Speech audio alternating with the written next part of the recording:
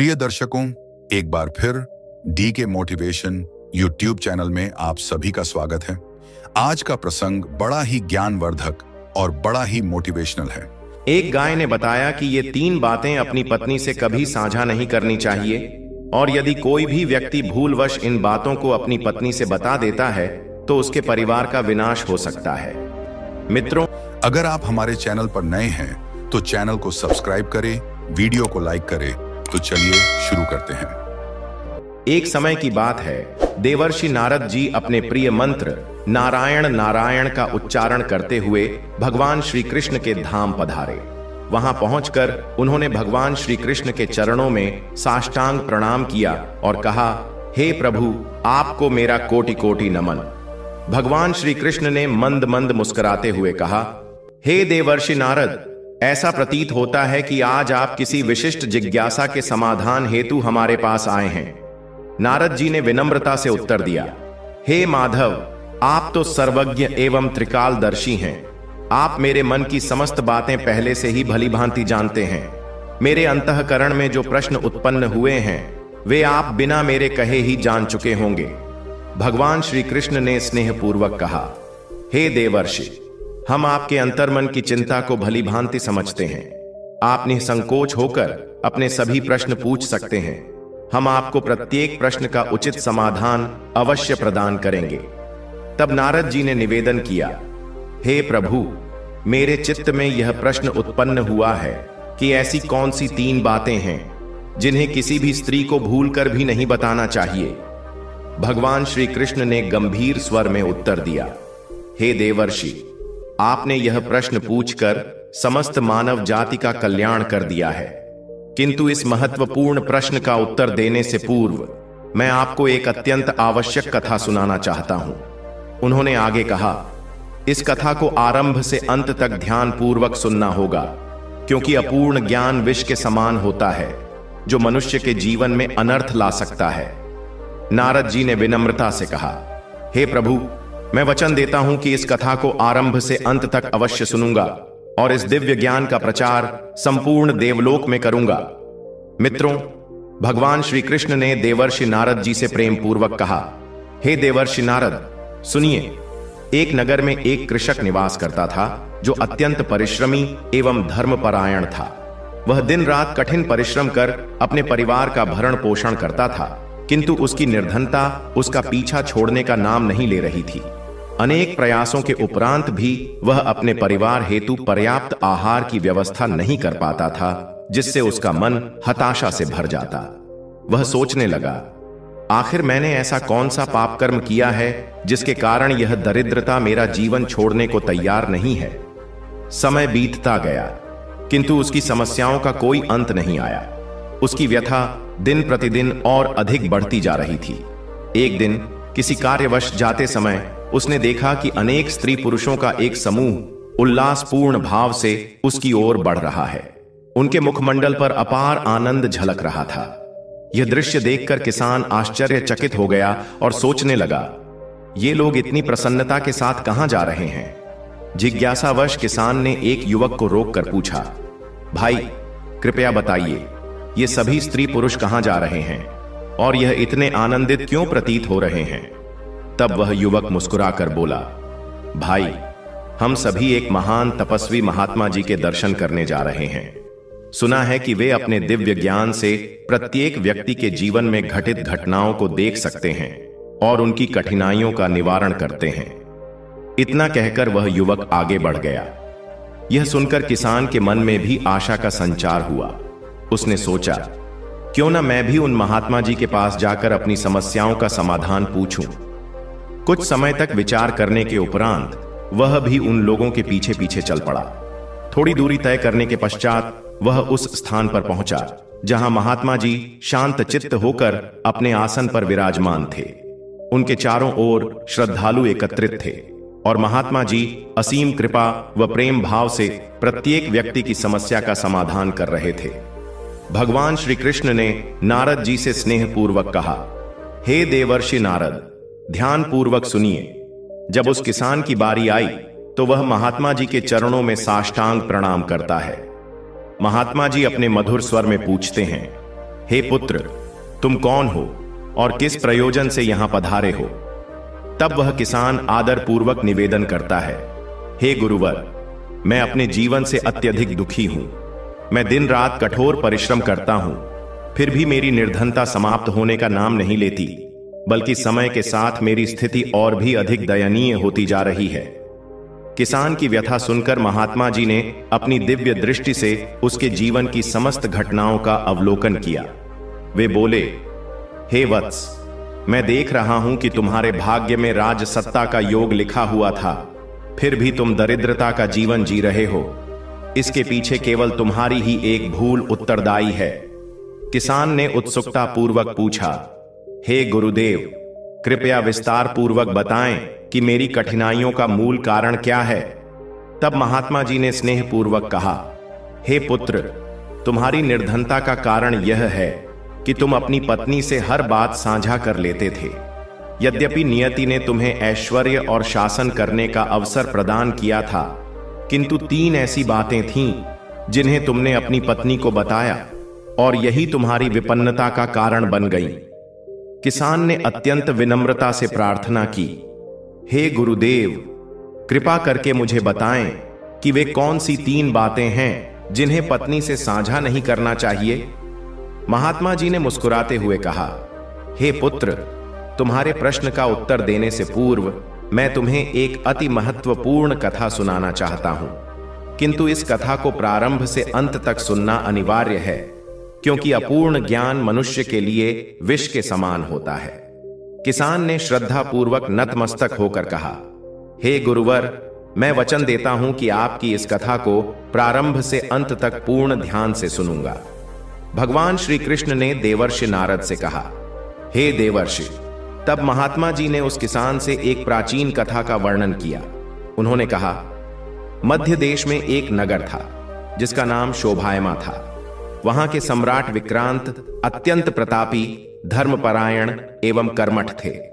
राजा ने अपने शौर्य और पराक्रम से कई युद्धों में विजय प्राप्त की थी और अपनी प्रजा को संतानवत स्नेह देते थे। सम्राट विक्रांत केवल वीर और साहसी ही नहीं, बल्कि दयालु एवं परोपकारी भी थे। वे नियमित रूप से अपनी प्रजा को विविध प्रकार के दान देते थे, जिससे उनकी प्रजा सदा सुख और समृद्धि का अनुभव करती थी। भगवान श्री कृष्ण ने नारद जी से कथा को आगे बढ़ाते हुए कहा, हे देवर्षि, राजा विक्रांत सिंह अपनी प्रजा के सुख दुख का विशेष ध्यान रखते थे। वे भली भांति जानते थे कि एक सच्चा शासक वही होता है जो संकट के समय अपनी प्रजा के साथ खड़ा रहे। अतः वे प्रायः अपने वेश को परिवर्तित कर नगर के विभिन्न भागों में भ्रमण करते और जन सामान्य की समस्याओं का प्रत्यक्ष निरीक्षण करते थे। जो भी कठिनाई सामने आती, उसका समाधान तत्काल किया जाता, जिससे प्रजा उनसे अत्यंत प्रसन्न रहती थी। राजा विक्रांत सिंह का विवाह एक अत्यंत रूपवान एवं धर्मपरायण रानी से हुआ था और दोनों में प्रगाढ़ प्रेम था। राजमहल में प्रत्येक प्रकार की विलासिता और सुख सुविधा उपलब्ध थी तथा उनके जीवन में किसी प्रकार की कोई कमी नहीं थी। राजा को अश्वारोहण का अत्यधिक शौक था। इस कारण उन्होंने अपने अस्तबल में कई उत्तम नस्ल के घोड़े पाल रखे थे। रानी की सेवा शुश्रूषा के लिए अनेकों सेवक एवं दास दासियां भी राजमहल में नियुक्त थीं, जिससे उनके जीवन में कोई अभाव प्रतीत नहीं होता था। किंतु समय के साथ उनके जीवन में एक गहन चिंता उत्पन्न हो गई, संतान न होने की पीड़ा। विवाह को कई वर्ष व्यतीत हो चुके थे, किंतु उन्हें संतान सुख की प्राप्ति नहीं हुई। इस कारण राजा और रानी दोनों अत्यधिक चिंतित रहने लगे। राजा ने नगर के सर्वश्रेष्ठ वैद्य एवं हकीमों को महारानी के उपचार हेतु आमंत्रित किया, किंतु कोई भी संतानहीनता का उचित कारण समझ नहीं सका। इस कारण राजा और रानी की चिंता और भी अधिक बढ़ गई। एक दिन राजा विक्रांत सिंह अपने रथ पर आरूढ़ होकर नगर भ्रमण के लिए निकले। उन्होंने नगर के समस्त मार्गों और गलियों का निरीक्षण किया। भ्रमण के अंतिम चरण में वे एक ब्राह्मण के गृह के समीप पहुंचे। संयोगवश उस समय ब्राह्मण की पत्नी घर में झाड़ू लगा रही थी। जैसे ही उसकी दृष्टि राजा विक्रांत सिंह पर पड़ी, वह उन्हें देखते ही शीघ्रता से अपने गृह के भीतर चली गई। यह असामान्य आचरण देखकर राजा को अत्यंत आश्चर्य हुआ। उन्होंने सोचा यह स्त्री मुझे देखते ही इतनी शीघ्रता से घर के भीतर क्यों चली गई? इस विचित्र घटना ने राजा विक्रांत सिंह के मन में अनेक प्रश्न उत्पन्न कर दिए। वे गहन चिंतन में डूब गए और राजमहल लौटने के उपरांत भी इस घटना को विस्मृत नहीं कर सके। रात्रि भर वे इस विषय पर विचारशील रहे और उन्हें निद्रा नहीं आई। उनके मन में यह जिज्ञासा बार बार उत्पन्न होती रही कि आखिर ब्राह्मण की पत्नी ने ऐसा विचित्र व्यवहार क्यों किया। प्रभात होते ही सम्राट ने अपने सैनिकों को बुलाया और आदेश दिया, जाओ, उस ब्राह्मण की पत्नी को पकड़कर मेरे समक्ष प्रस्तुत करो। राजा की आज्ञा पाकर सैनिक तुरंत ब्राह्मण के निवास की ओर प्रस्थान कर गए। जब वे वहां पहुंचे तो उन्होंने ब्राह्मण के घर का द्वार खटखटाया। कुछ समय पश्चात ईश्वर की इच्छा से वह ब्राह्मणी बाहर आई। उसने देखा कि कुछ सैनिक उसके द्वार पर खड़े हैं। वह विनम्र भाव से प्रश्न करती है, हे वीरों, आप सब इस प्रकार अचानक मेरे गृह के द्वार पर क्यों आए हैं? क्या मुझसे कोई त्रुटि हो गई है? सैनिकों ने श्रद्धा के साथ उत्तर दिया, हे देवी, सम्राट विक्रांत ने आपको राजमहल में बुलाने की आज्ञा दी है और हमें उनके आदेश का पालन करना अनिवार्य है। इतना कहकर सैनिक उस ब्राह्मण की पत्नी को आदर पूर्वक साथ ले जाते हैं और उसे राजमहल में उपस्थित करते हैं। जब वह ब्राह्मणी राजा के समक्ष पहुंचती है तो वह झुककर प्रणाम करती है और निवेदन करती है, हे महाराज, आपने मुझे बिना किसी अपराध के क्यों बुलाया है? सम्राट विक्रांत ने गंभीर स्वर में कहा, हे देवी, कल जब मैं नगर में भ्रमण कर रहा था तब किसी ने भी मेरी उपस्थिति पर विशेष ध्यान नहीं दिया, किंतु जैसे ही मैं तुम्हारे गृह के समीप पहुंचा तुम मुझे देखते ही तुरंत भीतर चली गईं। मैं इस आचरण का कारण जानना चाहता हूं। ब्राह्मण की पत्नी ने विनम्रता से उत्तर दिया, हे राजन, आप कृपालु हैं और आपका ऐश्वर्य अपार है, किंतु आप निसंतान हैं। यदि प्रातःकाल कोई व्यक्ति संतानहीन पुरुष का दर्शन कर ले तो उसका संपूर्ण दिन निष्फल हो जाता है। इसी कारण मैंने आपके दर्शन से बचने का प्रयास किया। राजा विक्रांत इस उत्तर को सुनकर गहन विचार में डूब गए। वे सोचने लगे, यह सत्य है कि मेरे जीवन में संतान का अभाव है। यह दुख मेरे मन को अत्यधिक व्यथित कर रहा है। राजा ने ब्राह्मण की पत्नी को मुक्त करते हुए कहा, हे देवी, तुमने मुझे सत्य का ज्ञान कराया है। अब सम्राट ने संकल्प लिया कि वह संतान प्राप्ति के लिए ईश्वर की शरण में जाकर समर्पित होगा। राजा और रानी ने संतान प्राप्ति हेतु विभिन्न यज्ञ, तप और उपासना आरंभ की। वे प्रतिदिन ईश्वर के नाम का स्मरण करते और धार्मिक अनुष्ठान कराते रहे, किंतु वर्षों के अथक प्रयासों के पश्चात भी उन्हें संतान सुख की प्राप्ति नहीं हुई। समय बीतता गया और राजा तथा रानी वृद्ध होते चले गए, परंतु उनकी गोद अभी भी सूनी थी। इस विचार से वे मन ही मन अत्यंत दुखी रहने लगे। उनके हृदय में निरंतर यह चिंता बनी रहती, यदि हमें संतान नहीं प्राप्त हुई तो इस राज्य का भविष्य क्या होगा? हमारी प्रजा का मार्गदर्शन कौन करेगा? हमारे पश्चात इस राज्य की बागडोर किसके हाथ में होगी? यह चिंता दिन रात उनके चित्त को व्याकुल किए रहती। राजा और रानी इस हद तक दुखी हो गए कि उन्होंने भोजन पानी का भी त्याग कर दिया। राजमहल के सेवक और दासियाओं उनसे बार बार निवेदन करते कि वे कुछ अन्न ग्रहण करें, किंतु राजा और रानी उत्तर देते, जब हमारे पास कोई उत्तराधिकारी नहीं है तो इन सांसारिक सुखों का क्या मूल्य? संतानहीन जीवन व्यर्थ है। यह कहते हुए वे दोनों अश्रुपूरित नेत्रों से रो पड़ते। समय निरंतर आगे बढ़ता रहा, परंतु सम्राट विक्रांत और रानी ने कठोर व्रत का पालन करते हुए अन्न का एक भी कण मुख में नहीं रखा। उनकी पीड़ा और निष्ठा से भरी भक्ति देखकर देवर्षि नारद जी ने भगवान श्री कृष्ण से विनती की, हे प्रभु, कृपा करके इन भक्तों की तपस्या और आर्त प्रार्थना का संज्ञान लीजिए। भगवान श्री कृष्ण मंद मुस्कान के साथ बोले, हे देवर्षि, उचित समय आने पर इनके कष्टों का निवारण अवश्य होगा। मेरा भक्त कभी निराश नहीं होता। मैं उसकी प्रार्थना का उत्तर सही समय पर देता हूं। एक दिन राजा विक्रांत अपने रथ पर सवार होकर नगर भ्रमण के लिए निकले। भ्रमण करते करते वे वन की ओर बढ़ गए। अचानक उनकी दृष्टि एक दिव्य संत पर पड़ी, जो अपनी कुटिया के समक्ष ध्यान में लीन थे। उस साधु के तेजस्वी मुखमंडल को देखकर राजा विक्रांत श्रद्धा से भर उठे। वे तुरंत रथ से उतरकर साधु के समीप पहुंचे और दोनों हाथ जोड़कर उनकी ध्यानावस्था समाप्त होने की प्रतीक्षा करने लगे। कुछ समय पश्चात साधु ने अपनी आंखें खोलीं और अपने समक्ष एक प्रतापी सम्राट को हाथ जोड़े खड़ा देखकर चकित हो उठे। संत ने स्नेहपूर्वक पूछा, हे राजन, आप अत्यधिक चिंतित प्रतीत हो रहे हैं। आपके हृदय में इतनी व्याकुलता किस कारण है? कृपया मुझे बताने की कृपा करें, राजा ने विनम्र स्वर में कहा। संत ने राजा विक्रांत को देखते हुए कहा, हे राजन, आप तो त्रिकालदर्शी हैं। आपको मेरी स्थिति का पूर्वाभास अवश्य होगा। कृपया मेरी समस्या का समाधान करने की कृपा करें। साधु ने राजा की दशा को समझते हुए उत्तर दिया, हे राजन, मैं आपकी व्यथा को भली भांति जानता हूं और इसका निवारण भी मेरे पास है। इतना कहकर वह साधु अपनी कुटिया के भीतर गए और वहां से थोड़ा सा पकवान, खीर लाकर राजा को प्रदान करते हुए बोले, वैसे तो आपके भाग्य में संतान सुख का योग्य नहीं है, परंतु अपनी तपस्या के प्रभाव से मैं आपको यह दिव्य खीर दे रहा हूं। इसे अपनी महारानी को खिलाइए, इससे आपको निश्चित ही संतान की प्राप्ति होगी। साधु ने आगे कहा, हे राजन, इस खीर के प्रभाव से आपके यहां पुत्र का जन्म होगा, किंतु उसका जीवन केवल 20 वर्षों तक ही रहेगा। इसके उपरांत वह इस संसार में जीवित नहीं रहेगा। इससे अधिक मैं आपके लिए कुछ भी करने में असमर्थ हूं। इतना कहकर साधु ने पुनः अपनी नेत्रें मूंद लीं और ध्यान साधना में लीन हो गए। राजा विक्रांत ने साधु के वचनों को गहनता से सुना और उनके हृदय में एक दृढ़ निश्चय उत्पन्न हुआ। उन्होंने विचार किया, यदि मेरा पुत्र केवल 20 वर्षों तक जीवित रहेगा तो मैं इन वर्षों को उसके लिए आनंदमय बना दूंगा। मैं उसे धैर्यवान, पराक्रमी और प्रजा हितैषी योद्धा बनाऊंगा।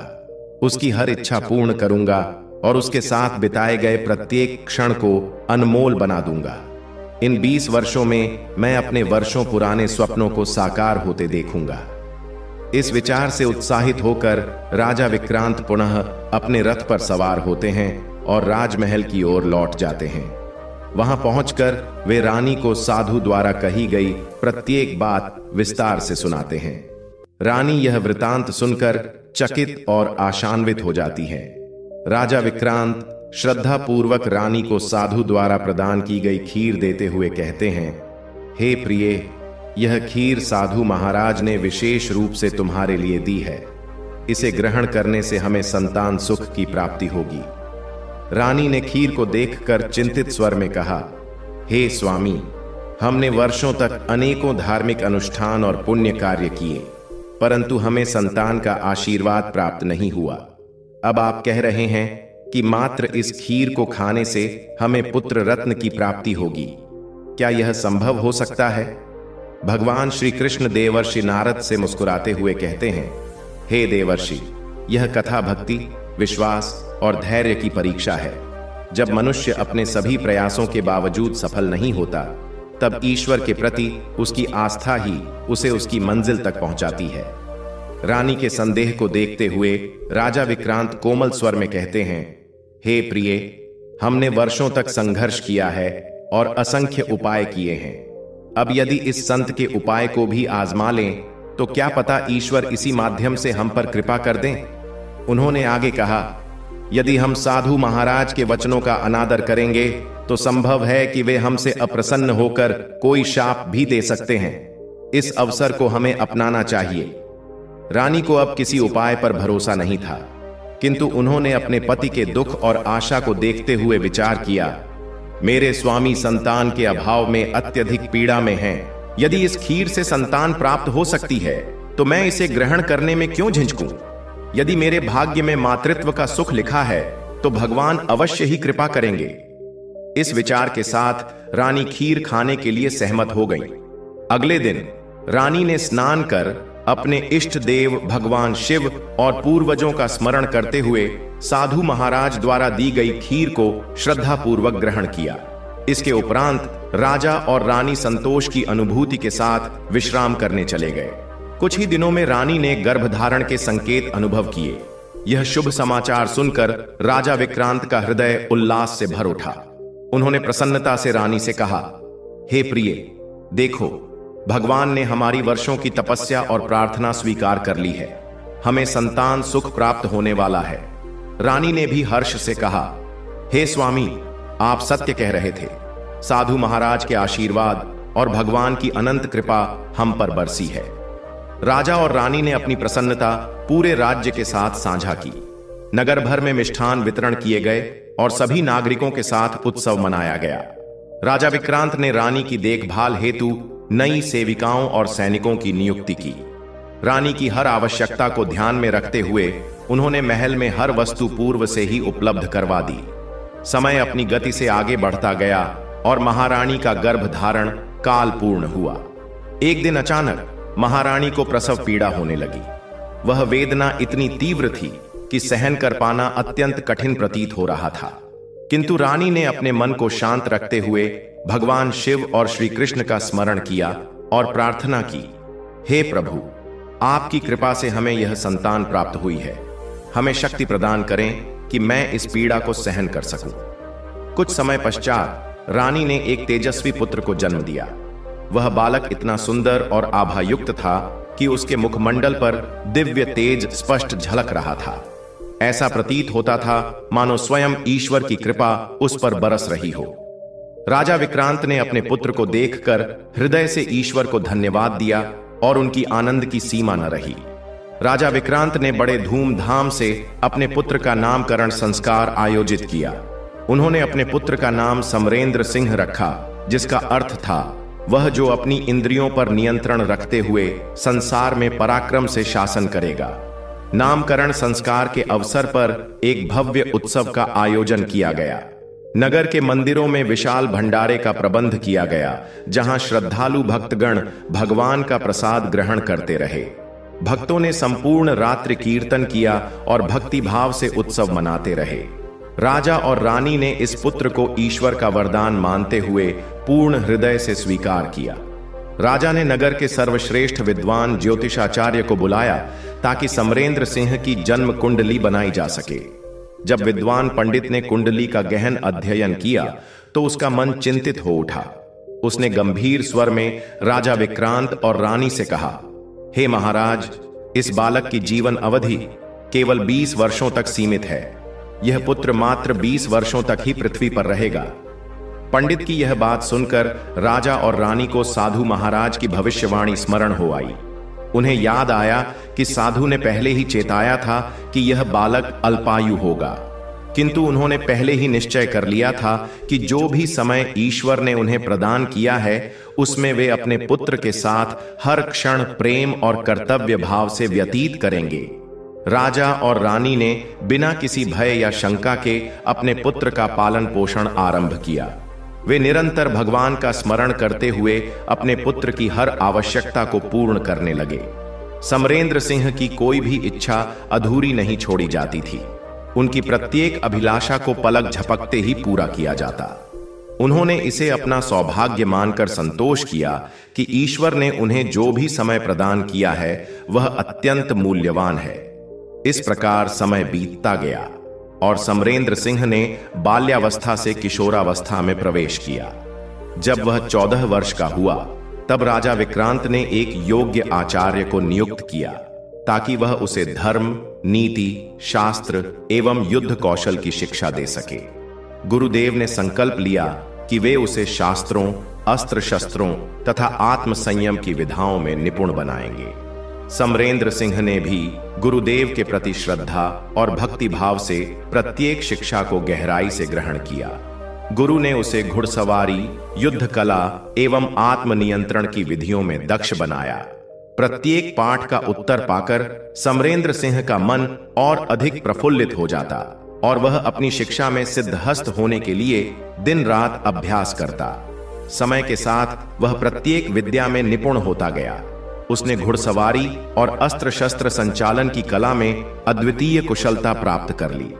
जैसे जैसे उसकी आयु बढ़ती गई वह किशोरावस्था से युवावस्था में प्रवेश कर गया। जब वह 18 वर्ष का हुआ तब वह अपने पिता की भांति एक वीर योद्धा और धर्मपरायण शासक बन चुका था।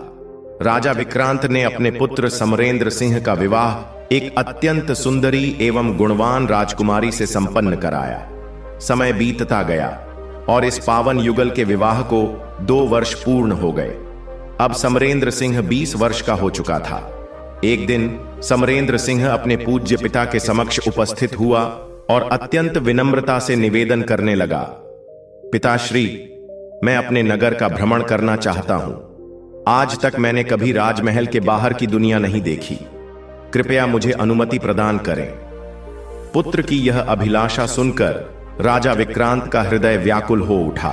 उनका मन अनेक शंकाओं से भर गया, क्योंकि उन्हें वह साधु के वचन याद आ गए जिन्होंने भविष्यवाणी की थी कि उनके पुत्र के 20वें वर्ष में कोई अनहोनी घट सकती है। यह विचार आते ही उनका अंतर्मन आशंकाओं से घिर गया, किंतु राजधर्म की मर्यादा और पुत्र के स्वाभाविक अधिकार को ध्यान में रखते हुए वे उसे रोकने का साहस नहीं कर सके। उन्होंने अपने हृदय को कठोर बनाया और चेहरे पर कृत्रिम प्रसन्नता लाते हुए बोले, वत्स, यह तुम्हारा अधिकार है कि तुम अपने नगर को भली भांति जानो और देखो। आगे चलकर तुम्हें ही इस राज्य का संचालन करना है, इसलिए नगर के प्रत्येक भाग का ज्ञान प्राप्त करना तुम्हारे लिए अति आवश्यक है। परंतु मेरे प्रिय पुत्र, एक बात का विशेष ध्यान रखना, तुम्हारे नगर भ्रमण की बात कभी भी अपनी पत्नी को मत बताना। पिता के आदेश को आदर पूर्वक स्वीकार करते हुए समरेंद्र सिंह ने उत्तर दिया, जैसी आपकी आज्ञा पिताश्री, मैं आपकी बातों का पूर्ण पालन करूंगा। एक दिन समरेंद्र सिंह अपनी पत्नी के साथ हंसी मजाक और आनंद के क्षण बिता रहा था। रात्रि को दोनों ने मिलकर एक उत्सव जैसा वातावरण बना लिया, किंतु जब मध्य रात्रि के ठीक 12 बजे समरेंद्र सिंह चुपचाप अपने शयन कक्ष से उठा और राजमहल के बाहर निकल गया। भोर होने से पूर्व वह पुनः महल में लौटकर अपने शैया पर आकर लेट गया। इस प्रकार कई रात्रियां इसी रहस्यपूर्ण क्रिया में बीतने लगीं। मित्रों, भगवान श्री कृष्ण ने एक बार देवर्षि नारद से कहा था, मनुष्य का हृदय रहस्यों और इच्छाओं का अथाह सागर है। उसकी परीक्षा और आत्म संयम से ही सच्ची भक्ति और साधना का मार्ग प्रशस्त होता है। एक रात ऐसा हुआ कि जब समरेंद्र सिंह अपने शयन कक्ष से बाहर निकला तो उसकी पत्नी की नींद अचानक खुल गई। उसने देखा कि उसका पति बिस्तर पर नहीं था। यह देखकर वह अत्यंत विस्मित और चिंतित हो गई। उसने पूरे महल में अपने स्वामी को ढूंढने का प्रयास किया, किंतु समरेंद्र सिंह कहीं भी दिखाई नहीं दिया। राजा विक्रांत और रानी गहरी निद्रा में थे, अतः वह इस बारे में किसी से कुछ कह भी नहीं सकी। अंततः उसने अपनी चिंता को मन में ही दबाकर चुपचाप अपने बिस्तर पर लौटने का निर्णय किया। भोर होते ही उसने देखा कि समरेंद्र सिंह अपने स्थान पर शांतिपूर्वक लेटा हुआ था, मानो वह कहीं गया ही न हो। यह देखकर उसकी चिंता और भी बढ़ गई, किंतु उसने अपने पति से इस रहस्य के विषय में कुछ भी पूछना उचित नहीं समझा। यह सिलसिला कई दिनों तक यूं ही चलता रहा। हर रात जब घड़ी 12 बजती, समरेंद्र सिंह राजमहल से बाहर निकल जाता और भोर होने से पूर्व लौटकर अपने शैया पर लेट जाता। उसकी पत्नी इस रहस्यमयी गतिविधि को निरंतर देख रही थी, किंतु उसने कभी भी अपने पति से कोई प्रश्न नहीं किया और न ही किसी से इस विषय में चर्चा की। रहस्य गहराता गया। समरेंद्र सिंह की धर्मपत्नी उनके इस अज्ञात आचरण को लेकर अत्यधिक चिंतित और व्यथित रहने लगी थी। बार बार उनके मन में प्रश्न उठते, स्वामी, इतनी रात गए कहां जाते हैं? क्या वे किसी अन्य स्त्री से मिलने जाते हैं? क्या मेरे पति किसी मोहजाल में फंस गए हैं? ये विचार उनके मन को विचलित करने लगे और उन्हें चिंता से भर दिया। किंतु एक आदर्श धर्मपत्नी होने के कारण वह अपने पति से यह पूछने का साहस नहीं कर पा रही थी। वह सोचती, यदि मैंने उनसे यह प्रश्न पूछ लिया और वे अप्रसन्न हो गए तो मैं अपने सास ससुर को क्या उत्तर दूंगी? यदि मैंने यह बात किसी और से साझा की तो परिवार की प्रतिष्ठा पर आंच आ सकती है। ऐसे में मैं अपने स्वामी से यह प्रश्न कैसे करूं? इन विचारों के कारण उनका मन रात दिन व्याकुल रहने लगा और उन्होंने चिंता में पड़कर अन्न जल का त्याग कर दिया। उनका शरीर धीरे धीरे दुर्बल और कमजोर होने लगा और वे अत्यधिक कष्ट में पड़ गईं। एक दिन रानी अपने कक्ष में उदास और व्यथित बैठी थीं। तभी उनकी एक विश्वास पात्र दासी उनके समीप आई। उसने करुणा भरे शब्दों में कहा, हे रानी साहिबा, मैं कई दिनों से देख रही हूं कि आप किसी गहरे चिंता में डूबी हुई हैं। आपने अन्न जल का भी परित्याग कर दिया है, जिससे आपका शरीर अत्यंत दुर्बल हो गया है। कृपया मुझे अपने हृदय की पीड़ा बताएं। प्रभु की कृपा से संभवतः मैं आपकी किसी प्रकार सहायता कर सकूं। आखिर एक स्त्री ही दूसरी स्त्री के दुख को भली भांति समझ सकती है। दासी के इन स्नेहमयी शब्दों ने रानी के हृदय को स्पर्श किया। रानी ने अपने मन का बोझ हल्का करने का निश्चय किया और कहा, हे बहन, क्या कहूं?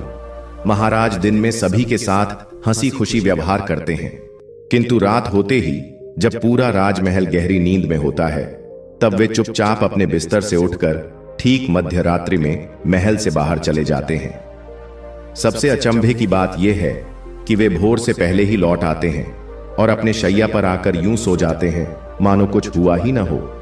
मुझे यह समझ नहीं आता कि वे इस प्रकार कहां जाते हैं, किससे मिलते हैं और क्या करते हैं। यह विचार मेरे मन को अत्यंत अशांत कर रहा है। इसी कारण मैंने भोजन जल का त्याग कर दिया और इसी से मेरी यह दशा हो गई है। यह सुनकर दासी ने रानी को सांत्वना दी और कहा, हे रानी साहिबा, मैं आपके मन की व्यथा समझ सकती हूं, किंतु यदि आप सच में अपने मन को शांत करना चाहती हैं तो एक उपाय अपनाइए। आज रात आप सोने का अभिनय करें, परंतु सावधानी पूर्वक महाराज के पीछे पीछे जाएं और देखें कि वे कहां जाते हैं और किससे मिलते हैं। प्रभु की कृपा से सब कुछ स्पष्ट हो जाएगा और आपकी शंका का समाधान हो सकेगा। रानी ने चिंतित स्वर में उत्तर दिया, हे बहन, यदि मुझे नींद आ गई तो मैं क्या करूंगी? मैं अपने स्वामी के गुप्त गमन का पता कैसे लगा पाऊंगी? इस पर दासी ने उन्हें धैर्य बंधाते हुए कहा, हे रानी साहिबा, नींद को दूर रखने का एक सरल उपाय है। आप अपनी बाएं हाथ की एक उंगली में हल्का सा घाव कर लीजिए और उस पर थोड़ी सी लाल मिर्च छिड़क दीजिए। इससे जलन इतनी तीव्र होगी कि आप इस पीड़ा के कारण रात भर सो नहीं पाएंगी। इस प्रकार आप अपने स्वामी के पीछे पीछे जाकर यह जान सकेंगी कि वे कहां जाते हैं और किससे मिलते हैं। रानी ने अपने मन में साहस बटोरते हुए दासी के बताए उपाय को अपनाने का निश्चय किया। रानी ने अपने बाएं हाथ की उंगली में एक हल्का सा घाव कर लिया और उस पर लाल मिर्च छिड़क दी। जलन इतनी तीव्र थी कि कुछ समय तक वे पूरी तरह जागती रहीं, किंतु जैसे ही जलन थोड़ी शांत हुई, उनके नेत्र भारी हो गए और वे गहरी नींद में डूब गईं। सुबह जब उनकी निद्रा टूटी तो दासी कुछ हल्का भोजन लेकर उनके पास आई और धीरे से उनके कान में फुसफुसाई, हे रानी साहिबा, क्या आप देख पाएं कि महाराज कहां जाते हैं? रानी ने निराश स्वर में उत्तर दिया। रानी पूरी रात जागी रही, लेकिन जब उसकी उंगली की जलन थोड़ी कम हुई तो वह गहरी नींद में डूब गई। उसे यह भी आभास नहीं हुआ कि महाराज कब जागे और कब महल से बाहर निकल गए। दासी ने रानी को सांत्वना देते हुए कहा, कोई चिंता न करें रानी साहिबा, आज रात फिर से प्रयास करें। इस बार पहले से बड़ा घाव करें और उस पर अधिक मात्रा में तीखी मिर्च छिड़कें ताकि नींद बिल्कुल न आए। रानी ने दासी की सलाह स्वीकार करते हुए वैसा ही करने का निश्चय किया। उस रात भी रानी ने अपनी उंगली में गहरा घाव किया और इस बार अधिक तीव्र मिर्च छिड़क दी। लेकिन जैसे ही स्वामी जी अपने बिस्तर से उठे, रानी की पलकें भारी हो गईं और वह फिर से गहरी निद्रा में खो गई। अगली सुबह दासी ने रानी से पूछा, हे रानी साहिबा, क्या इस रात आप जान पाएं कि महाराज कहां जाते हैं? रानी व्याकुल होकर विलाप करने लगी और बोली, हे बहन, मैं फिर भी उनके पीछे नहीं जा पाई। मेरी नींद ने फिर से मुझे धोखा दे दिया। अब मैं नहीं जानती कि मेरे स्वामी क्या कर रहे हैं और क्यों इतनी रात को महल से बाहर जाते हैं।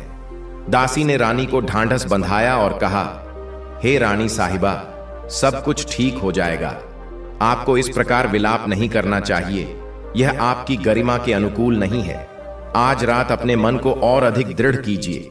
इस बार अपनी उंगली में पहले से बड़ा घाव करें और उसमें मिर्च के साथ साथ नमक भी छिड़कें ताकि जलन इतनी तीव्र हो कि आपको पूरी रात नींद न आए और आप महाराज का अनुसरण कर सकें। दासी ने आगे कहा, हे रानी साहिबा, इस कार्य में आपको अत्यधिक कष्ट सहना होगा। रानी ने दृढ़ता से उत्तर दिया, मुझे यह अवश्य ज्ञात होना चाहिए कि महाराज इतनी रात को कहां जाते हैं और किससे मिलते हैं। इस सत्य को जानने के लिए मैं किसी भी पीड़ा को सहन करने को तैयार हूं। दासी ने पुनः कहा, हे रानी साहिबा, आपको एक और कार्य करना होगा। जब महाराज अपने शैया से उठकर महल से बाहर जाने लगे, तब आपको उनके मार्ग में खड़े होकर उनसे इस रहस्य के विषय में पूछना होगा। भगवान श्री कृष्ण ने नारद मुनि से कहा, हे देवर्षि, प्रेम और कर्तव्य के मार्ग पर जो स्त्री धैर्य पूर्वक सत्य का अन्वेषण करती है, उसे प्रभु अवश्य मार्ग दिखाते हैं। रानी ने दासी की बातें ध्यान पूर्वक सुनी और निश्चय किया कि इस बार वह महाराज के रहस्य से अवश्य पर्दा उठाएगी।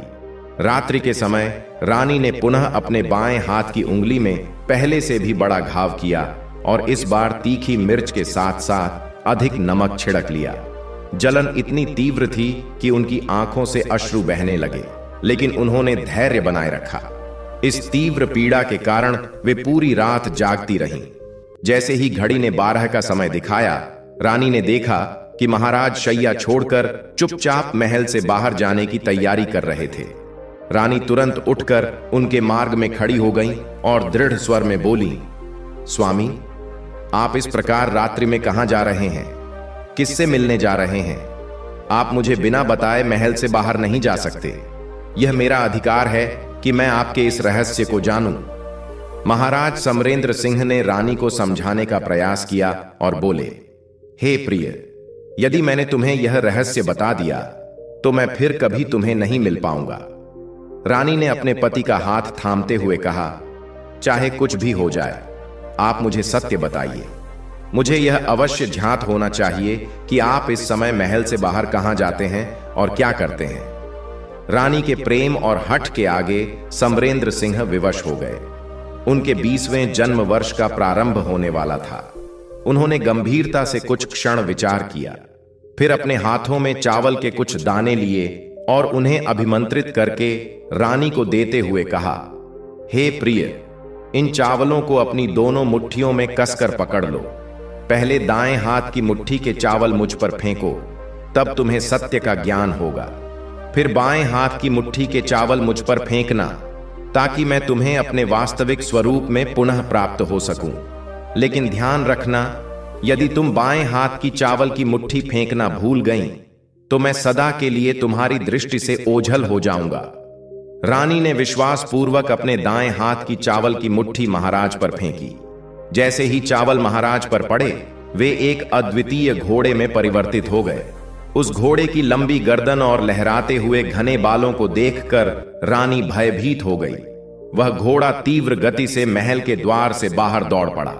रानी अपने पति पर बाएं हाथ के चावल के दाने फेंकना भूल गई। उनकी आंखों के सामने राजा विक्रांत का पुत्र, जो अब एक तेजस्वी घोड़े में बदल चुका था, हिनहिनाने लगा। अपनी इस भूल के कारण रानी गहरे पश्चाताप में डूब गईं और स्वयं को बार बार कोसने लगीं। लेकिन अब पश्चाताप करने से कोई लाभ नहीं था, क्योंकि महाराज समरेंद्र सिंह को वापस लाना असंभव प्रतीत हो रहा था। जब प्रातः हुई और यह दुखद समाचार महाराज विक्रांत तथा महारानी तक पहुंचा, तो दोनों का हृदय शोक से भर गया। वे अपने पुत्र के वियोग में अत्यधिक व्यथित हो गए और इस आशा में बिस्तर पकड़ लिया कि एक दिन उनका पुत्र अवश्य लौटेगा। वे प्रतिदिन भगवान से यही विनती करते रहते थे कि उनका पुत्र सुरक्षित लौट आए। समय बीतता गया और 2 वर्ष यूं ही गुजर गए, लेकिन समरेंद्र सिंह के बारे में कोई भी खबर प्राप्त नहीं हुई। अपने पुत्र को खोजने के लिए महाराज विक्रांत ने नगर के प्रत्येक घर में सैनिकों को भेजा, परंतु उन्हें कोई सफलता हाथ नहीं लगी। रानी इस बात को लेकर अपने अंतःकरण में गहरा बोझ अनुभव करती रही। बार बार वह विचार करती, मेरी ही हठधर्मिता के कारण मेरे स्वामी ने मुझे छोड़ दिया। इस सोच से वह प्रतिदिन विलाप करती और स्वयं को धिक्कारती रहती। किंतु एक दिन उसने दृढ़ निश्चय किया, अब चाहे जो भी हो जाए, मैं अपने पति को खोजकर उन्हें घर वापस अवश्य लाऊंगी। भगवान श्री कृष्ण ने देवर्षि नारद से कहा, हे देवर्षि, जो मनुष्य अपने धर्म का पालन करते हुए अटल संकल्प करता है, प्रभु स्वयं उसकी सहायता करते हैं। रानी ने एक दिन प्रातः अपने सास ससुर के पास जाकर विनम्रता से कहा, माता पिताजी, मेरे ही पाप कर्मों और भूलों के कारण मेरे स्वामी मुझसे अप्रसन्न होकर चले गए हैं, लेकिन मैं आपको यह वचन देती हूं कि मैं उन्हें किसी भी मूल्य पर खोजकर अवश्य वापस लाऊंगी।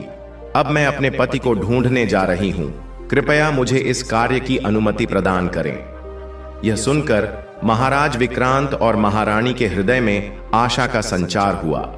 उन्होंने अपनी पुत्र वधू से कहा, पुत्री, हमारा आशीर्वाद सदैव तुम्हारे साथ है।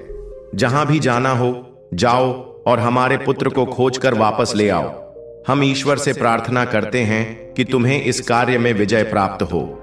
रानी ने अपने स्वामी को खोजने की यात्रा आरंभ करने का दृढ़ संकल्प कर लिया। उसने एक व्यापारी की पत्नी का रूप धारण किया और अपने साथ कुछ दास दासियों को लेकर यात्रा पर निकल पड़ी। वह एक सुदूर नगर में पहुंची और वहां एक विशाल भोजनालय खोल लिया। इस भोजनालय में उसने सभी आगंतुकों और यात्रियों को निःशुल्क भोजन कराना प्रारंभ कर दिया, ताकि उनसे बातचीत करके किसी प्रकार अपने पति के बारे में कोई जानकारी प्राप्त कर सके। रानी ने अपने पति समरेंद्र सिंह को खोजने के लिए अनेक प्रयास किए, लेकिन भोजनालय में आने वाले आगंतुकों से कोई महत्वपूर्ण सूचना प्राप्त नहीं हो सकी। नगरवासी केवल इतना कहकर चले जाते थे कि उन्होंने राजा को कभी इधर या उधर देखा था और फिर भोजनालय से निःशुल्क भोजन लेकर चले जाते थे। इस प्रकार कई दिन व्यतीत हो गए, लेकिन रानी के मन में अपने पति को खोजने का संकल्प अडिग बना रहा। इस बीच रानी की एक दासी का जीवन भी कठिनाइयों से घिरा हुआ था। वह दासी, जो राजमहल में सेवा करती थी, कभी कभी अपने छोटे पुत्र को अकेला छोड़कर महल पहुंच जाती थी। एक दिन जब उसका पति काम से घर लौटा, उसने अपने पुत्र को अकेले रोते हुए पाया। यह देख वह क्रोध से भर उठा। जब दासी घर लौटी तो उसका पति क्रोधित होकर बोला, हे प्रिय, तुम अपने पुत्र को अकेला छोड़कर कहां चली गई थी? दासी ने हाथ जोड़कर उत्तर दिया, हे स्वामी, मैं राजमहल में थी, जहां संकट के बादल मंडरा रहे हैं। यह सुनकर उसका पति कठोर स्वर में बोला, जो भी हो, किंतु यदि तुम अपने पुत्र को दोबारा अकेला छोड़कर कहीं गई तो मैं तुम्हें कठोर दंड दूंगा। दासी ने विनम्रता पूर्वक कहा, हे स्वामी, आगे से मैं ऐसा नहीं करूंगी। किंतु अगले ही दिन राजमहल में राजा विक्रांत की सेवा करने का आदेश प्राप्त होने पर वह फिर से अपने पुत्र को अकेला छोड़कर महल चली गई। जब उसका पति संध्या को घर लौटा और अपने पुत्र को पुनः अकेला रोते हुए देखा तो उसका धैर्य समाप्त हो गया। इस बार उसने क्रोध में आकर दासी को घर से बाहर निकाल दिया और द्वार बंद कर लिया। दासी ने घर के बाहर खड़े होकर विनती की, हे स्वामी, मुझे क्षमा कर दीजिए और द्वार खोलिए। परंतु उसके पति ने द्वार नहीं खोला और मौन रहा। रात्रि भर वह दासी घर के बाहर अंधेरे में बैठी रही। जब रात्रि का अंधकार कुछ कम हुआ और हल्का प्रकाश फैला, तब उसने राजमहल की ओर जाने का विचार किया। दासी महल के सभी मार्गों से भली भांति परिचित थी, लेकिन उस दिन मानो सभी रास्ते उसकी स्मृति से लुप्त हो गए थे। वह अपने गंतव्य का मार्ग भूल गई और हताश होकर धीरे धीरे आगे बढ़ने लगी। तभी उसने एक गाय के गले में बंधे घुंघरुओं की मधुर ध्वनि सुनी। उस कोमल ध्वनि ने उसके मन में आशा जगा दी। दासी ने सोचा, यदि मैं इस गाय के पीछे पीछे चलूं तो संभवतः राजमहल तक पहुंच जाऊंगी। यह विचार आते ही वह गाय के पीछे पीछे चलने लगी। गाय धीरे धीरे चलते हुए नगर के निकट पहुंची और अंततः एक विशाल शिला के सामने ठहर गई। जैसे ही वह गाय अपने दोनों सींगों से भूमि को स्पर्श करती है, एक गुप्त मार्ग प्रकट हो जाता है जो लोक के अंदर गहराई तक जाता था। गाय बिना रुके उन सीढ़ियों से नीचे उतरने लगती है। रानी की वह दासी अपने भीतर साहस संजोकर गाय की पूंछ थाम लेती है और उसके साथ साथ अधोलोक में प्रवेश कर जाती है। भगवान श्री कृष्ण ने नारद मुनि से कहा, हे देवर्षि, जब कोई अपने लक्ष्य की ओर पूर्ण श्रद्धा और धैर्य के साथ अग्रसर होता है तो उसे दिव्य संकेत और सहायता अवश्य प्राप्त होती है। जैसे ही दासी ने पाताल लोक में प्रवेश किया और गाय की पूंछ छोड़ी, उसने चारों ओर दृष्टि डाली और चकित रह गई। पाताल लोक का संपूर्ण वातावरण दिव्य प्रकाश से आलोकित था। चारों ओर दीपक प्रज्वलित थे और वहां की रोशनी अत्यंत अद्भुत थी। जब वह तेज प्रकाश गाय पर पड़ा तो अचानक रहस्यमय घटनाएं घटित होने लगीं। गाय के गले में रस्सी बंध गई और कोई अदृश्य शक्ति उसके थनों से दूध निकालने लगी। किंतु जो यह सब कर रहा था वह दासी को दृष्टिगोचर नहीं हो रहा था। यह रहस्यमयी दृश्य देखकर दासी भयभीत हो गई और मन में विचार करने लगी, हे प्रभु, मैं किस अद्भुत और रहस्यमयी स्थान पर आ पहुंची हूं। वह भयभीत होकर छिपने का स्थान ढूंढने लगी, लेकिन चूंकि चारों ओर उजाला था, उसे कहीं भी छिपने का अवसर नहीं मिला। अंततः वह एक कोने में जाकर खड़ी हो गई और इस विचित्र घटना को ध्यानपूर्वक देखने लगी। कुछ समय पश्चात वहां एक काला अश्व आया और समीप स्थित जल कुंड में कूद गया। जैसे ही वह अश्व कुंड से बाहर निकला, उसने राजा समरेंद्र सिंह का स्वरूप धारण कर लिया। अब वह पुनः अपने उसी राजसी स्वरूप में था जैसा पहले था। समरेंद्र सिंह ने कुंड के पास रखे हुए मनोहर वस्त्र धारण किए और एक भव्य शैया पर आकर विराजमान हो गए। उनके समक्ष स्वादिष्ट व्यंजनों से भरी थालियां परोसी गईं। उनके समीप एक कपोत आकर बैठ गया। राजा ने भोजन करने से पूर्व भगवान सूर्य का ध्यान किया और फिर उन व्यंजनों का स्वाद लेने लगे।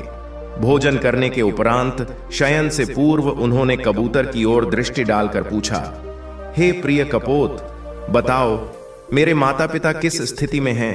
मेरे राज्य का संचालन कौन कर रहा है? और मेरी धर्मपत्नी इस समय क्या कर रही है?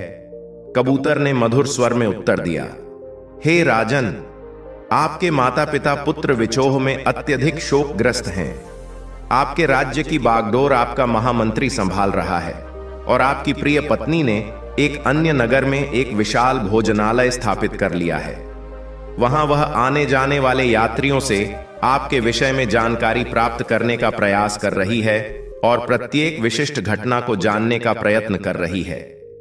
कबूतर से अपने माता पिता और पत्नी के बारे में सुनकर समरेंद्र सिंह संतोषपूर्वक बोले, अच्छा, यह ठीक है। इसके कुछ ही क्षणों बाद उन्हें निद्रा आ गई और वे गहरी नींद में सो गए। इस चमत्कारी घटना को छिपकर देख रही रानी की दासी भय और आश्चर्य से भर उठी। उसने अपने जीवन में कभी इतने रहस्यमयी दृश्य नहीं देखे थे। पूरी रात इसी प्रकार व्यतीत हो गई और इसके पश्चात वहां कोई असामान्य घटना नहीं घटी। प्रातः जब सूर्य उदय हुआ, समरेंद्र सिंह शैया से उठे और पुनः उसी जलकुंड में कूद पड़े। जैसे ही वे कुंड में समाहित हुए, उनका स्वरूप पुनः एक काले घोड़े में परिवर्तित हो गया। घोड़ा कुंड से बाहर निकला और तीव्र वेग से पाताल लोक से बाहर निकल गया। वह कहां गया, इसका दासी को कोई अनुमान नहीं था। दासी ने दूसरे दिन भी रात्रि भर वही घटनाएं देखी, लेकिन जब गाय इस बार तेजी से ऊपर की ओर बढ़ने लगी तो दासी ने सोचा, अब मेरा इस गाय के साथ वापस लौटना ही उचित होगा। यदि मैं यहीं रुक गई तो किसी बड़ी मुसीबत में फंस सकती हूं। यह विचार आते ही दासी ने गाय की पूंछ को दृढ़ता से पकड़ लिया और उसके साथ पाताल लोक से बाहर निकल आई। जैसे ही वे मैदान पर पहुंची, पाताल लोक का द्वार अपने आप बंद हो गया और वह विशाल शिला पुनः अपने स्थान पर स्थापित हो गई।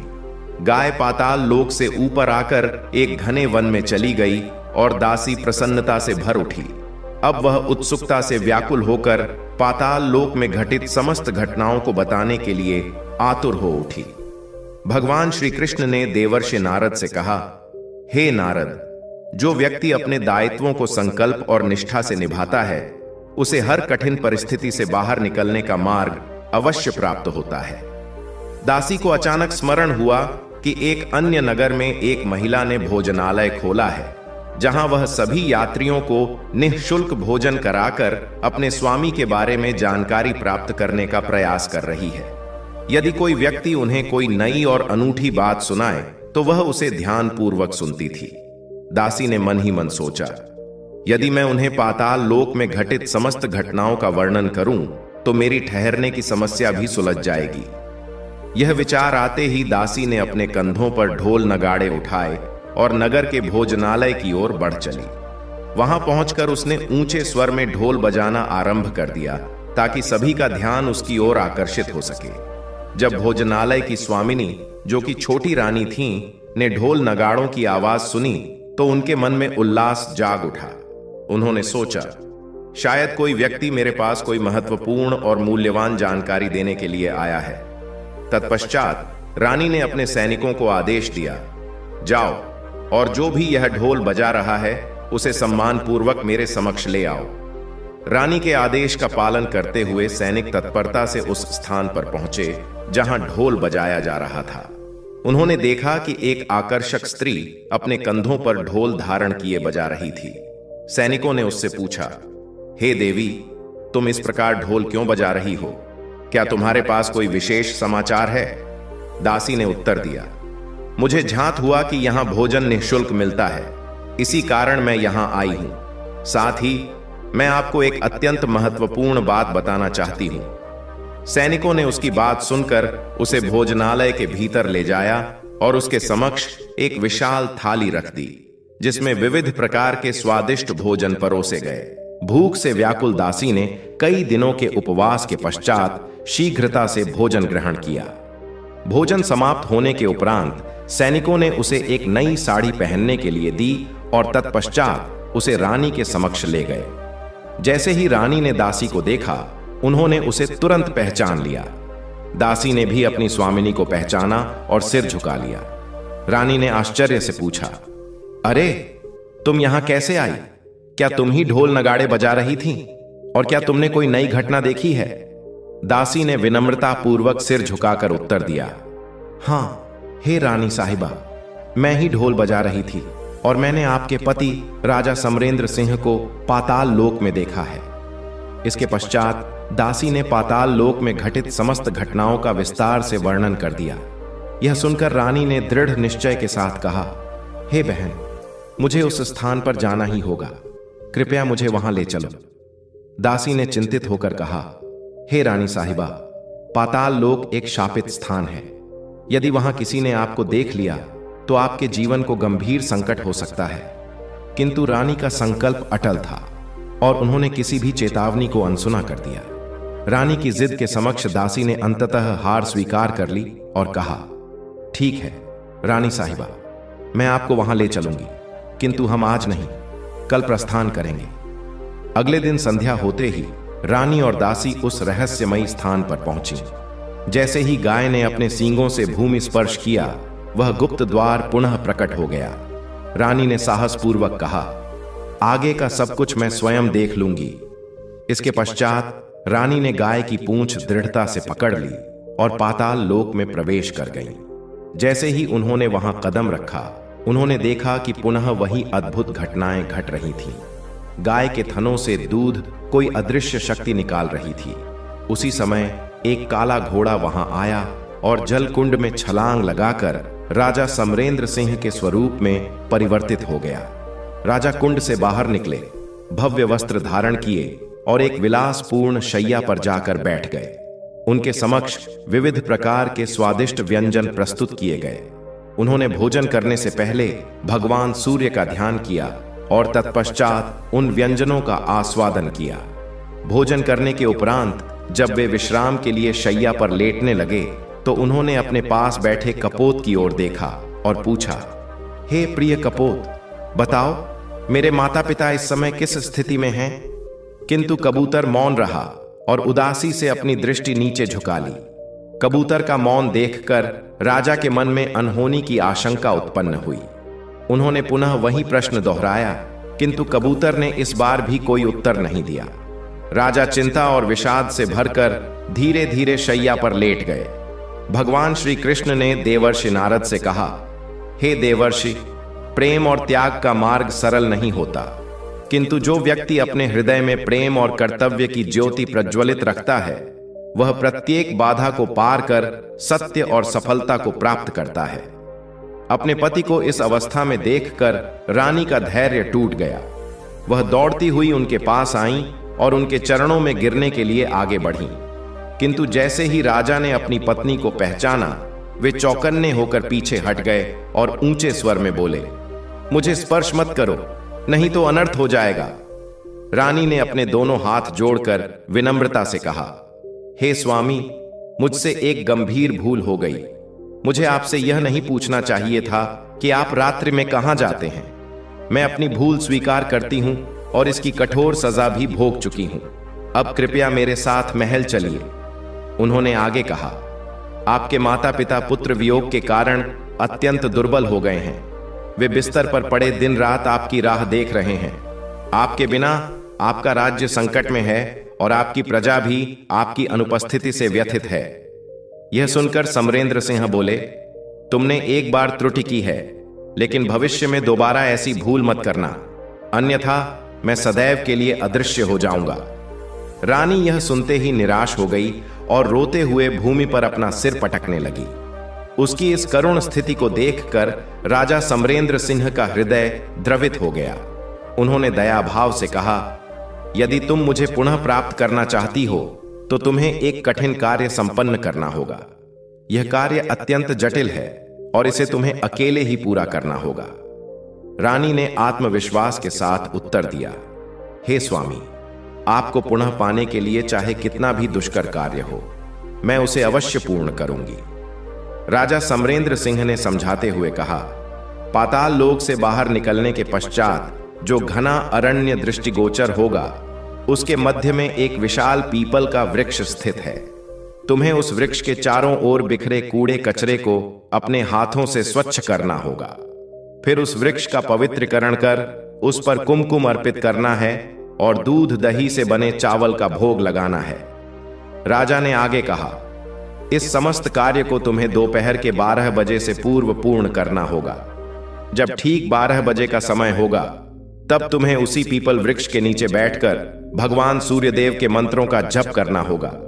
उसी समय भगवान सूर्यदेव का दिव्य रथ पृथ्वी लोक पर उतरेगा।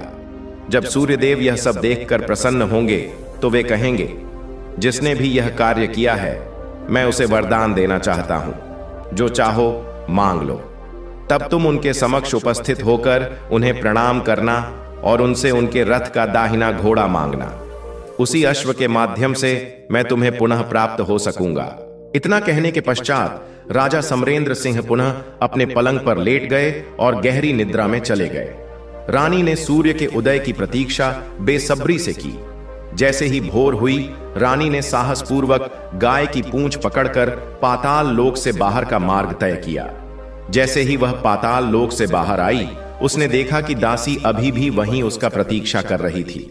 रानी ने उसे कृतज्ञता व्यक्त करते हुए कहा, हे बहन, अब तुम अपने भोजनालय लौट जाओ, आगे का कार्य मैं स्वयं कर लूंगी। इसके पश्चात रानी राजा के निर्देशों का पालन करते हुए उस घने वन में पहुंची और पीपल वृक्ष के समीप जाकर अपने हाथों से संपूर्ण स्थान को स्वच्छ किया। उसने वहां धूप, दीप, अगरबत्ती प्रज्वलित कर दूध और दही अर्पित किए और भगवान सूर्यदेव का श्रद्धा भाव से स्मरण किया। रानी ने अत्यधिक भक्ति से दोपहर 12 बजे की प्रतीक्षा करते हुए भगवान के मंत्रों का जाप किया। जैसे ही घड़ी ने 12 बजाए, भगवान सूर्यदेव अपने रथ सहित उस पीपल वृक्ष के समीप अवतरित हुए। उस स्थान की पवित्रता और दिव्य सुगंध से प्रभावित होकर सूर्यदेव अत्यंत प्रसन्न हुए और बोले, जिसने भी यह पुण्य कार्य किया है, मैं उसे इच्छित वरदान प्रदान करना चाहता हूं, जो चाहो मांग लो। रानी ने यह सुनते ही दौड़कर भगवान सूर्यदेव के समक्ष प्रणाम किया और विनम्रता से बोली, हे प्रभु, मैंने यह कार्य पूर्ण किया है। कृपा करके मुझे आपके रथ का दाहिना घोड़ा वरदान स्वरूप प्रदान करें। सूर्यदेव कुछ क्षण मौन रहे और फिर बोले, पुत्री, मैं तुम्हें यह दाहिना घोड़ा नहीं दे सकता। यह अश्व अत्यंत विशिष्ट है। तुम मेरे रथ के अन्य 12 घोड़ों में से कोई भी चुन सकती हो, किंतु इस दाहिने घोड़े को मांगना उचित नहीं है। रानी ने भगवान सूर्यदेव की आज्ञा की अवज्ञा करते हुए पुनः दाहिने घोड़े की मांग करने की जिद पकड़ ली।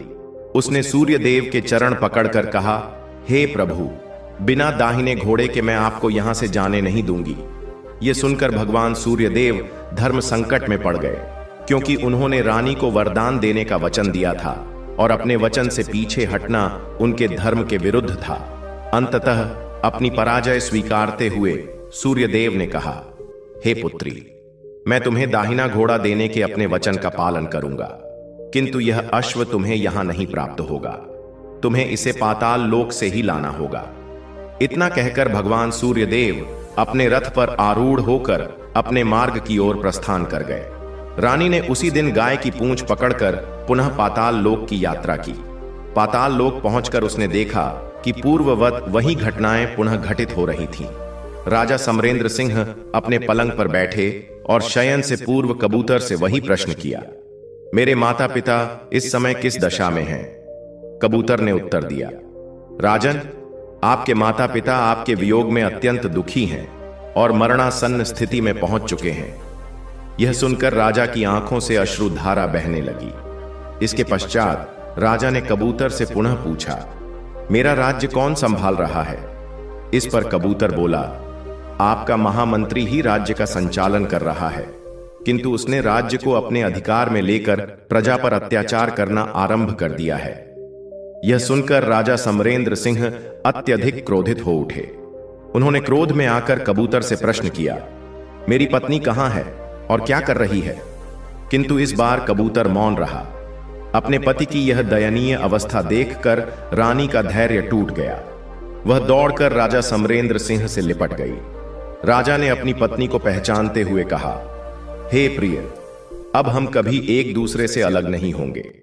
तुम्हारी निष्ठा और तपस्या ने मुझे पुनः प्राप्त करने के लिए अत्यधिक कष्ट सहे हैं।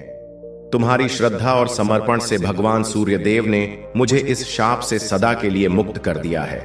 अब मैं पुनः कभी अश्व का स्वरूप धारण नहीं करूंगा। प्रातः होते ही गाय की रस्सी स्वयं पृथ्वी लोक की ओर खींचने लगी। राजा और रानी ने गाय की पूंछ थाम ली और पाताल लोक से पृथ्वी पर लौट आए। बाहर निकलने के पश्चात वे सीधे भोजनालय पहुंचे, जहां उन्होंने संपूर्ण सामग्री नगरवासियों में वितरित कर दी और अपने राज्य लौटने का निश्चय किया। महल पहुंचते ही राजा समरेंद्र सिंह ने विश्वासघाती महामंत्री को बंदी बनाकर कारागार में डाल दिया और राज्य की बागडोर स्वयं संभाल ली। इसके पश्चात वे अपने माता पिता के कक्ष में गए। अपने पुत्र को सामने देखकर उनके नेत्रों से अश्रुधारा प्रवाहित होने लगी। उन्होंने अपने पुत्र को हृदय से लगाया और स्नेहपूर्वक आशीर्वाद दिया। राजा और रानी के पुनर्मिलन का समाचार पूरे राज्य में फैल गया। यह सुनकर नगरवासी आनंद से भर उठे। राजा समरेंद्र सिंह ने सिंहासन पर बैठकर अपनी प्रजा को वचन दिया, आज से मेरी प्रजा को किसी भी प्रकार का कष्ट नहीं होगा। मैं एक न्यायप्रिय सम्राट बनकर अपने राज्य का संचालन करूंगा। इसके उपरांत राजा ने न केवल अपने माता पिता की सेवा की, बल्कि उस दासी को भी सम्मानित किया। उन्होंने दासी को महल का आधा भाग उपहार स्वरूप प्रदान किया और उसका विवाह भी करवाया, ताकि उसका जीवन भी सुख और शांति से व्यतीत हो सके।